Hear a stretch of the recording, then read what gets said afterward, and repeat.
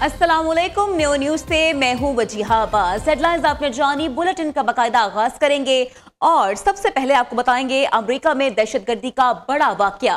White house के करीब firing, national guards के 2 एहलकार शदीद जख्मी, अस्पताल में हालत नाजुक। हमलावर को जख्मी हालत में हिरासत में ले लिया गया। गिरफ्तार हमलावर अफगान शहरी निकला। शिनाख्त 29 साला रहमानुल्लाह के नाम से हुई। फायरिंग के बाद व्हाइट हाउस को लॉकडाउन कर दिया गया। अमरीकी सदर ने हमले को दहशतगर्दी करार दे दिया। वाशिंगटन में मजीद 500 इजाफी सिक्योरिटी एहलकार तैनात करने का हुक्म दे दिया। हमले के बाद अमेरिका ने अफगान शहरियों की इमिग्रेशन दरखास्तें फौरी रोक दी हैं। व्हाइट हाउस पर फायरिंग ने दुनिया भर में खलबली मचा दी। वाशिंगटन में फायरिंग का वाकया एक बड़े आलमी पैटर्न का हिस्सा दिखाई देता है, जहां अफगान निजात नेटवर्क्स दोबारा सरगर्म हो रहे हैं। अमरीकी होमलैंड सिक्योरिटी के मुताबिक मुलजिम रहमानुल्लाह 2021 में ऑपरेशन एलाइज वेलकम के तहत अमरीका आया था। मुश्तबा शख्स ने 2024 में पनाह की दरखास्त दी, जो ट्रंप इंतजामिया ने अप्रैल 2025 में मंजूर कर ली। DGISPR भी मुतादिद ब्रीफिंग्स में अमरीकी असले के खुलेआम फरोख्त का इंतबाह कर चुके हैं। उनका कहना था अफगान में एक वार इकोनॉमी जन्म ले चुकी है, जिसको अफगान तालिबान की सरपरस्ती हासिल है।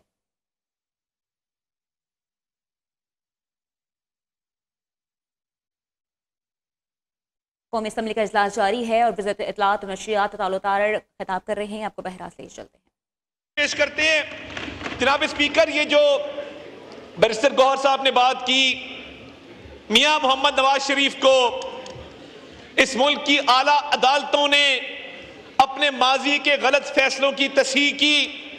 मियां मोहम्मद नवाज शरीफ के साथ जो ज्यादतियां हुई उस पर अदालती रिलीफ उनको हाईएस्ट कोर्ट से मिला और इनकी अपनी काबीना ने, जब मियां नवाज शरीफ साहब ने बाहर जाना था, इनकी अपनी काबीना ने फैसला किया। आज ये उस पर तनकीद करते हैं तो इनको अपने तर्ज अमल पर थोड़ी सी नजरसानी करनी चाहिए, थोड़ा अपने गिरेबान में भी झांकना चाहिए। और जनाब स्पीकर, ये अगर धांधली का शोर करते हैं तो मैं इनसे पूछता हूं कि तुम्हारे लीगल कागज किधर हैं? ट्राइब्यूनल के लिए तुमने क्या केस तैयार किया है? हम जितने इधर बैठे हैं हमारे ऊपर भी ये इल्जामात लगाते थे। मेरे अपने केस में मेरे खिलाफ जो PTI का उम्मीदवार था वो 25 दफा कोर्ट से भाग चुका, एडजर्नमेंट्स ले चुका। मीडिया पे बैठ के फॉर्म 47 करते हैं और अदालतों में जाओ तो ये दौड़ लगा देते हैं। जनाब स्पीकर, ये है इनका दोहरा मयार, ये है इनके डबल स्टैंडर्ड्स कि मीडिया पे शोर मचाओ, फॉर्म 47 और जब अदालत कहे कि दस्तावेजी सबूत लेके आओ तो ये एडजर्नमेंट तारीख पे तारीख लेते हैं।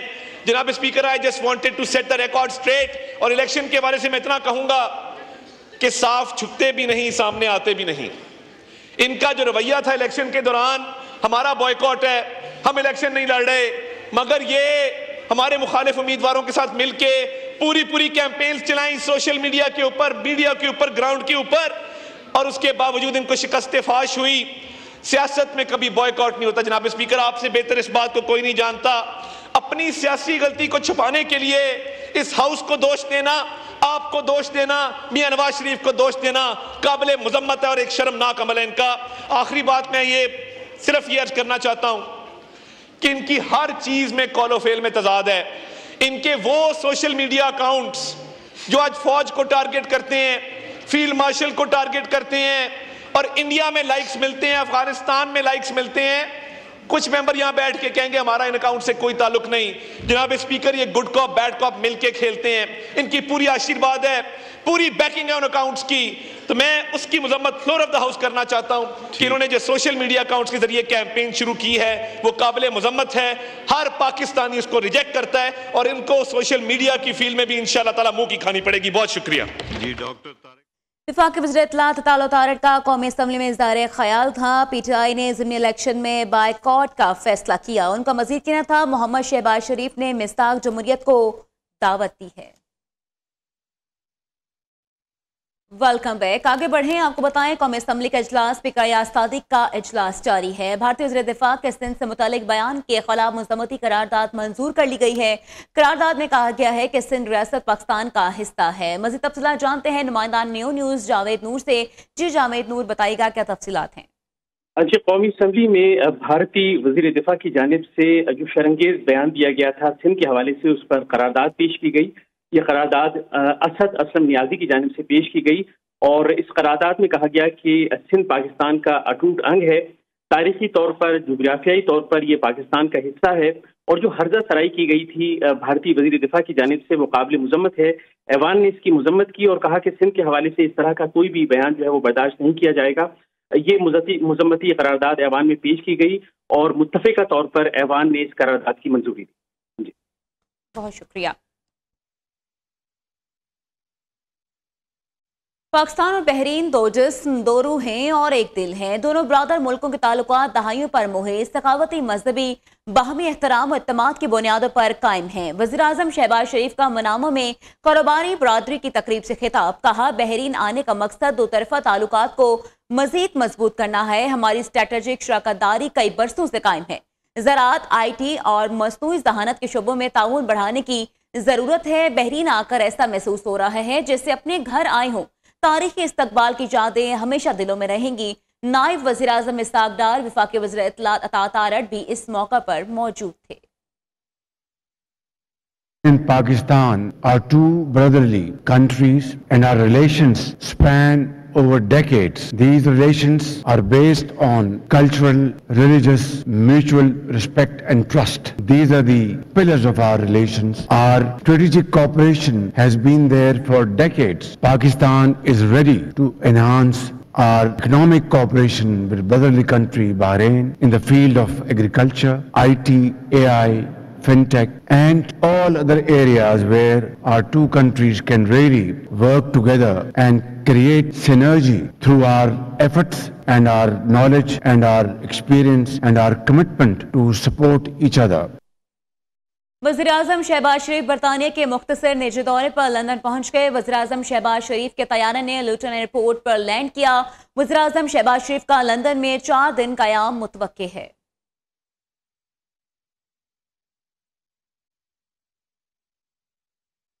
हमारी अफवाज को मरबूत हिकमत अमली से मुस्तकबिल की जंगों के लिए तैयार रहना होगा। मुकम्मल बाइख्तियार सलाहियत से लैस मुसल्लह अफवाज निज़ाम के लिए अपनी ज़रूरत है। हमारे इत्तराफ की दुनिया एक नाकाबिले तसव्वुर रफ्तार से तब्दील हो रही है। तब्दीली से अंदरूनी और बैरूनी आजमाइशों पर गहरे असरात मुरतब हो रहे हैं। ये असरात हाइब्रिड महाजराई से लेकर जंग तक मुहित हैं। Chairman joint chief of staff committee general Sahir Shamshad Mirza का अलविदाई खिताब। कहा, इन हालात में हमारी मुसल्लह अफवाज को ज्यादा हमआहंगी, मुश्तरका ताउन और यकसू मकसद के साथ तैयार रहना होगा। मुसल्लह अफवाज के दरमियान हमआहंगी, मुश्तरका हिकमत अमली को अहम जरूरत समझता हूँ। ये मुस्तकबिल के चैलेंजेस का सामना करने के लिए एक नागुज़ीर तंजीमी सलाह है। तीनों अफवाज बिलखसूस ज्वाइंट स्टाफ हेडक्वार्टर के लिए अपनी नेक तमन्नाएं और दुआएं भी पेश करता हूँ। ये ढांचा जिस तरह भी कायम किया जाए, उसे अपनी नई जिम्मेदारियों को ईमानदारी और अज़्म के साथ पूरा करना है। खसूसी बच्चे हमारे हीरोज हैं। 75,000 से ज़ायद खसूसी अफराद को हिम्मत कार्ड्स दे रहे हैं। पंजाब का हर शहरी और खसूसी अफराद मेरी जिम्मेदारी है। पाकिस्तान का पहला खसूसी ऑटिज्म स्कूल ओपनिंग के करीब है। इस स्कूल में मुस्तहिक बच्चों की तालीम 100% मुफ्त होगी। वज़ीर आला पंजाब मरीम नवाज का खसूसी तलबा के लिए खाने के फरहमी के प्रोग्राम की इफ्तिताही तकरीब से खिताब। कहा, सोचती हूँ दंगा फसाद, एहतजाज और इंतशार करने वाले वज़ीर आला के पास इतना फजूल टाइम कैसे मिलता है। बड़े ओहदे का मकसद अवाम की बड़ी खिदमत करना है। पंजाब में तालीम के शोबे में इस्लाहात ला रहे हैं।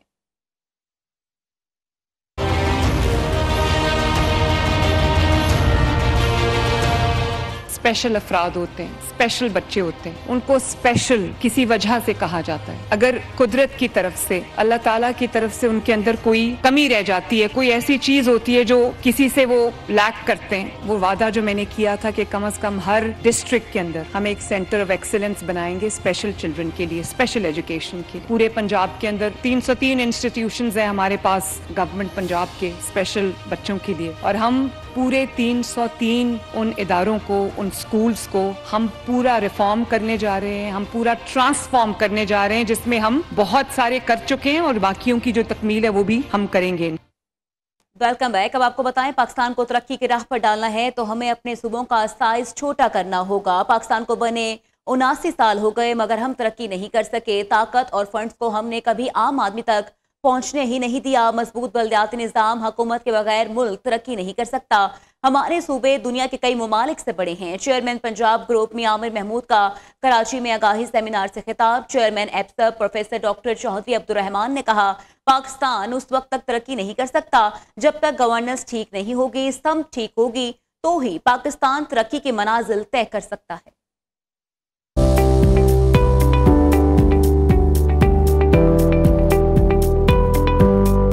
2030 का पाकिस्तान, चैलेंजेस, इम्कानात और नई राहें के इन्वान से कराची इकरा यूनिवर्सिटी में सेमिनार का इनेकाद किया गया। सेमिनार से खिताब करते हुए चेयरमैन पंजाब ग्रुप मियां आमिर महमूद ने कहा, पाकिस्तान को बने 79 साल हो गए मगर हम तरक्की नहीं कर सके। ताकत और फंड्स को हमने कभी आम आदमी तक पहुँचने ही नहीं दिया। मजबूत बल्दियाती निज़ाम हुकूमत के बगैर मुल्क तरक्की नहीं कर सकता। हमारे सूबे दुनिया के कई ममालिक से बड़े हैं। दुनिया में 12 ममालिक पंजाब और 31 सिंध से बड़े हैं। 41 ममालिक ऐसे हैं जो खैबर पख्तूनख्वा से बड़े हैं। सिंध में कराची एक पूरा सूबा बन सकता है। जिस मुल्क में करप्शन जारी रहे वहाँ तरक्की नहीं होती। पाकिस्तान आबादी के लिहाज से 5वां बड़ा मुल्क है। पाकिस्तान को तरक्की की राह पर डालना है तो हमें अपने सूबों को छोटा करना होगा। हमारा मुल्क है, ये एक फेडरेशन है। हमने अपने सूबों को इतना लॉबसाइडेड बनाया है कि एक तरफ एक सूबा है जो पॉपुलेशन में बाकी तीनों को मिला के उनसे बड़ा है, और फिर एक बलूचिस्तान है जो तकरीबन 350 स्क्वायर किलोमीटर पे है, ऑलमोस्ट हाफ ऑफ पाकिस्तान है, और उसकी आबादी 1.5 करोड़ है। रकबा इतना बड़ा है कि गवर्नमेंट के लिए मुमकिन ही नहीं होता कि वो पूरे सूबे को कोयटा में बैठ के कंट्रोल कर सके। तो रीजनल इनइक्वालिटीज को सबसे पहले और सबसे फोरमोस्ट कहा गया कि इसको अगर हम दूर नहीं करते तो हम तरक्की नहीं कर सकेंगे। चेयरमैन एप्सब प्रोफेसर डॉक्टर चौधरी अब्दुर्रहमान ने सेमिनार से खिताब करते हुए कहा, पाकिस्तान उस वक्त तक तरक्की नहीं कर सकता जब तक गवर्नेंस ठीक नहीं होगी। सिम ठीक होगी तो ही पाकिस्तान तरक्की की मनाजिल तय कर सकता है। पाकिस्तान का सबसे बड़ा मसला इंफरादी मसला है। हर कोई रातों रात अमीर बनना चाहता है। नौजवानों और हम सबको बैठकर बहस मुबाहिसा करना और मुस्बत सिमत का तयन करना होगा। पाकिस्तानी हम वो कैरेक्टर लूज कर चुके हैं जो हमारा होना चाहिए। आज के इस दौर में जो 21st सेंचुरी ग्रेजुएट एट्रीब्यूट्स की हम बात कर रहे हैं, उसमें यूनिक चीज क्लैरिटी ऑफ पर्पस है, ऑनेस्टी एंड इंटेग्रिटी है, रिस्पॉन्सिबिलिटी है, एम्पैथी है, कंपैशन है। कैरेक्टर ठीक करने के लिए सिर्फ एक रोल मॉडल चाहिए।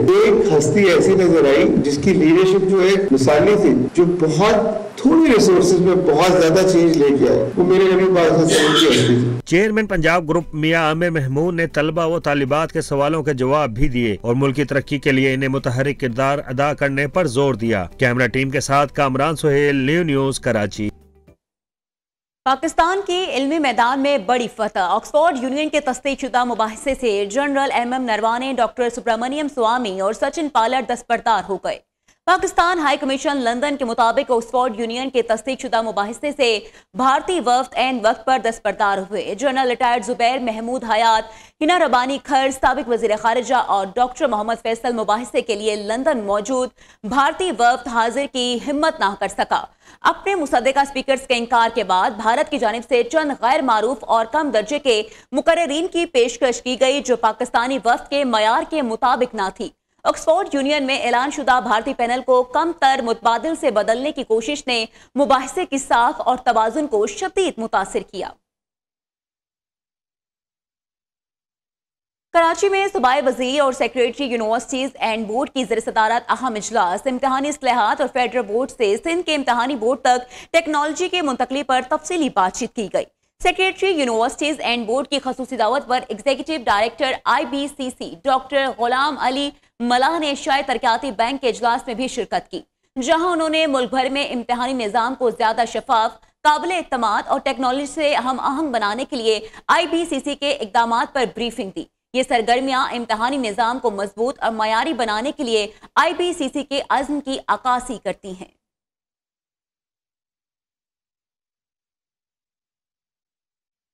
और इसी के साथ न्यूज़ बुलेटिन से फिल वक्त के लिए इतना ही। मजीद बाखबर रहने के लिए देखते रहिए न्यू न्यूज़।